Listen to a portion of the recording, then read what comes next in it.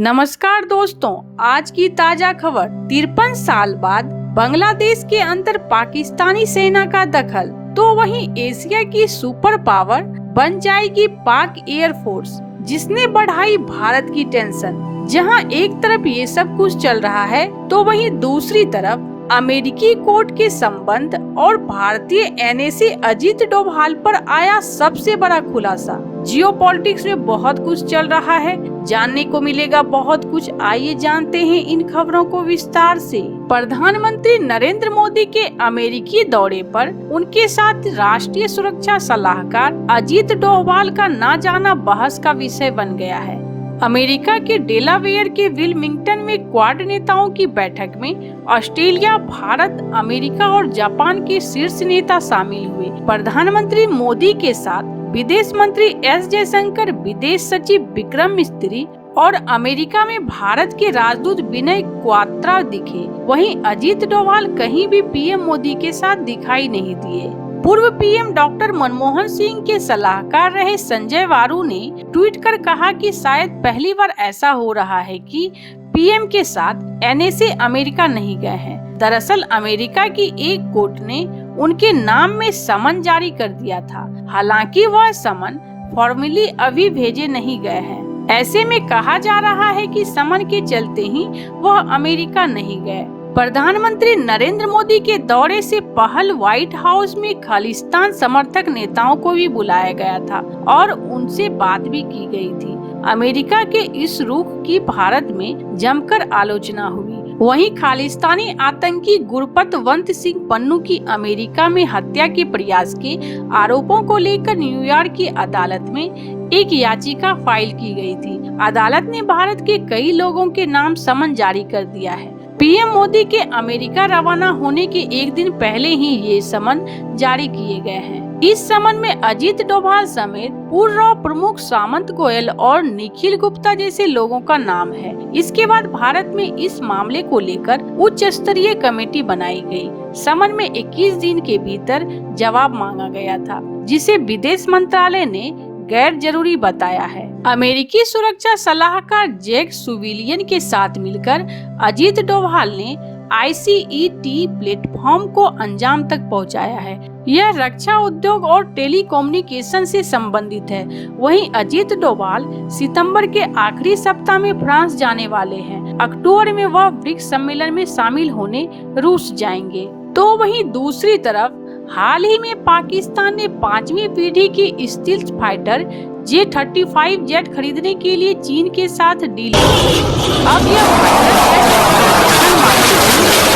ये पूरी तरह तैयार है। पाकिस्तानी मीडिया की माने तो 2 साल में उसे ये फाइटर जेट्स मिल जाएंगे। यह पहला मौका होगा जब चीन 5वीं पीढ़ी का फाइटर जेट्स किसी दूसरे देश को देगा। पाकिस्तान को मिलने वाला यह विमान भारत की टेंशन बढ़ा सकता है। पाकिस्तानी बेड़े में इस विमान के शामिल होते ही उनका एयरफोर्स काफी एडवांस हो जाएगा। पाकिस्तानी मीडिया के अनुसार पाकिस्तान एयरफोर्स ने 40 विमानों की खरीद को मंजूरी दी है। अभी पाकिस्तान के पास अमेरिका का F-16 और फ्रांस का मिराज फाइटर प्लेन है। पाकिस्तानी न्यूज चैनल ने जुलाई 2024 में बताया था पाकिस्तान एयरफोर्स के pilot J-31 stealth fighter jet के लिए ट्रेनिंग ले रही है। साउथ चाइना मॉर्निंग पोस्ट की रिपोर्ट के मुताबिक अमेरिकी वायुसेना के चाइना एरोस्पेस स्टीज इंस्टीट्यूट के निदेशक ब्रेंडन मुलवेनी ने कहा कि पाकिस्तान का यह कदम उसे भारतीय वायुसेना मजबूत करेंगे। उन्होंने कहा वे इस जेट को अच्छी तरह से उड़ा सकते हैं और इससे लड़ सकते हैं। यह एक अलग मामला है। हालांकि उन्होंने यह भी कहा कि यह जेट भले ही बहुत बढ़िया हो, लेकिन यदि इसमें हथियार, सेंसर, सूट और C4ISR नहीं है तो इसका कोई महत्व नहीं है। सैन्य विशेषज्ञ और पूर्व PLA प्रशिक्षण सोंग झोंगपिंग ने कहा चीन 6ठी पीढ़ी के फाइटर प्लेन को बनाने में काफी आगे है। ऐसे में वह अपने मित्र देशों को आसानी 5वीं पीढ़ी के जेट उपलब्ध करा सकता है।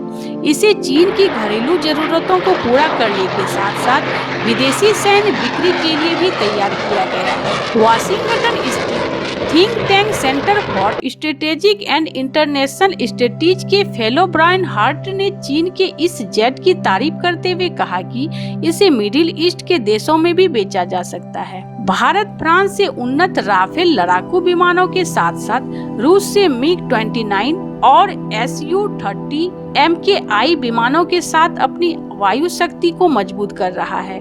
भारतीय वायुसेना अमेरिका और रूस के भले ही पीछे हो, लेकिन एशिया में वह चीन और जापान से आगे है। भारत ने एडवांस मीडियम कॉम्बैक्ट एयरक्राफ्ट नाम से अपना 5वीं पीढ़ी का विमान विकसित करने की योजना बनाई है, जिसका बड़े पैमाने पर उत्पादन 2035 तक शुरू होने की उम्मीद है। जहां एक तरफ ये सब कुछ चल रहा है, तो वहीं दूसरी तरफ शेख हसीना की तख्ता पलट को अभी 5 महीने भी पूरे नहीं हुए हैं कि बांग्लादेश पाकिस्तान के हाथों चला गया। आपको बता दें, 1971 में जिस पाकिस्तानी सेना को पूर्वी पाकिस्तान से मार भगाया था, 53 साल बाद फिर से पाकिस्तानी सेना ने बांग्लादेश में लौटने लगी है। पाकिस्तानी सेना के जनरल साहब जल्द अपनी पूरी टीम के साथ बांग्लादेश के दौरे पर आ सकते हैं। यह सुनकर चौंकना लाजमी है, लेकिन यह सचमुच है। खुफिया एजेंसी की रिपोर्ट के मुताबिक पाकिस्तान के chairman joint chief of staff committee general Sahir Shamshad Mirza ने बांग्लादेश को एक प्रस्ताव भेजा था। इस प्रस्ताव में वह खुद बांग्लादेश सेना के training institute, infantry and tactics school, defence service command का दौरा करने की इच्छा जताई। जनरल मिर्जा बांग्लादेश सेना के स्टाफ कॉलेज में युवा अफसरों को गेस्ट स्पीकर के तौर पर संबोधित करना चाहते हैं। खुफिया रिपोर्ट के मुताबिक बांग्लादेश के इस प्रस्ताव को स्वीकार कर लिया है। इस दौरे से संबंधित एक दौरे की बातचीत भी हो चुकी है, हालांकि तारीख का भी ऐलान नहीं हुआ है। शेख हसीना के जाने और यूनुस के आने के बाद से फिर से बांग्लादेश पाकिस्तान करीब जाने लगा है। शेख हसीना ने साल 2022 में पाकिस्तानी वॉरशिप PNS तैमूर और चिटगांव में डॉक करने इजाजत नहीं थी। रिपोर्ट के मुताबिक अब बंगाल की खाड़ी में पाकिस्तानी नौसेना के साथ साझा अभ्यास की तैयारी में है। रिपोर्ट के मुताबिक कराची में 7 फरवरी से 11 फरवरी तक आयोजित होने वाले मल्टीनेशनल लेवल अभ्यास अमन 2025 में भी बांग्लादेश शामिल होने जा रहा है। दोनों के बीच बढ़ते सामरिक रिश्तों पर रक्षा विशेषज्ञ मेजर जनरल अशोक कुमार का कहना है कि मौजूदा सरकार का हर बीतते दिन के साथ पाकिस्तान के साथ लगाव बढ़ रहा है। पाकिस्तान के राजनयिक है सैन्य संस्थानों के प्रमुख उनका इस इच्छा को व्यस्त करवाना कि वे बांग्लादेश के साथ और करीबी रिश्ता चाहते हैं। यह भारत के लिए एक चुनौती बन जाती है। आपको बता दें, आजादी के 53 साल बाद फिर से बांग्लादेश पाकिस्तान की शक्ल लेते जा रहा है। पहले पाकिस्तानी जामत ने शेख हसीना की सरकार गिराई, भारत के साथ दुश्मनी बढ़वाई और अब पाकिस्तान फिर से बांग्लादेश को अपनी गिरफ्त में लेना शुरू कर चुका है। 5 साल से जो इस्लामाबाद से ढाका की सीधी फ्लाइट बंद थी, वो फिर से बहाल होने का ऐलान कर दिया गया है। बांग्लादेश के मोहम्मद यूनुस की अंतरिम सरकार ने पाकिस्तान के वीजा में भी छूट देने का ऐलान कर दिया है। इस दरियादिली के पीछे रक्षा विशेषज्ञ मेजर जनरल अशोक कुमार का कहना है कि पहले ISI लुक छुप कर अपनी गतिविधियों को बांग्लादेश में अंजाम देता था। अब इस मौजूदा सरकार में वो खुलकर भारत विरोधी गतिविधियों को अंजाम देगा। बांग्लादेश पहले ही पाकिस्तान को जनवरी में आयोजित होने वाले ट्रेंड एग्जीबिशन के लिए न्योता दे चुका है। पाकिस्तान से कार्गो शिप बांग्लादेश के चिटगांव पोर्ट पर सीधा पहुंचना, पाकिस्तान से आने वाले सामान के इंस्पेक्शन से भी छूट देना मोहम्मद यूनुस की दरियादिली ही है। बांग्लादेश में रजीम चेंज ऑपरेशन में पाकिस्तान के हाथ होने की खबरें पुष्टि की है। ISI ने इसे पूरे खेल को रचा। पाकिस्तान के 2 टुकड़े होने के बाद से ही वह भारत बांग्लादेश के बीच रिश्ते खराब करने की साजिश रच रहा था। शेख हसीना की सरकार का पतन कराकर वे अपने साजिश में काफी हद तक सफल हो गया। पाकिस्तानी सेना के जनरल बांग्लादेश आने को है। डायरेक्टर फ्लाइट से ISI एजेंट ढाका पहुंचने का पूरा इंतजाम हो चुका है। अब पाकिस्तानी सेना और ISI बचा काम खुद बांग्लादेश में रहकर कर लेगी। मतलब साफ है कि भारत के बगल में एक और पाकिस्तान बनना शुरू हो चुका है। ऐसे इन सब मामलों में आपको क्या लगता है? आपकी क्या राय है? कमेंट कर जरूर बताएं। जल्द मिलते हैं अगले वीडियो में नई खबर के साथ। अगर वीडियो अच्छी लगे तो कमेंट जरूर करें।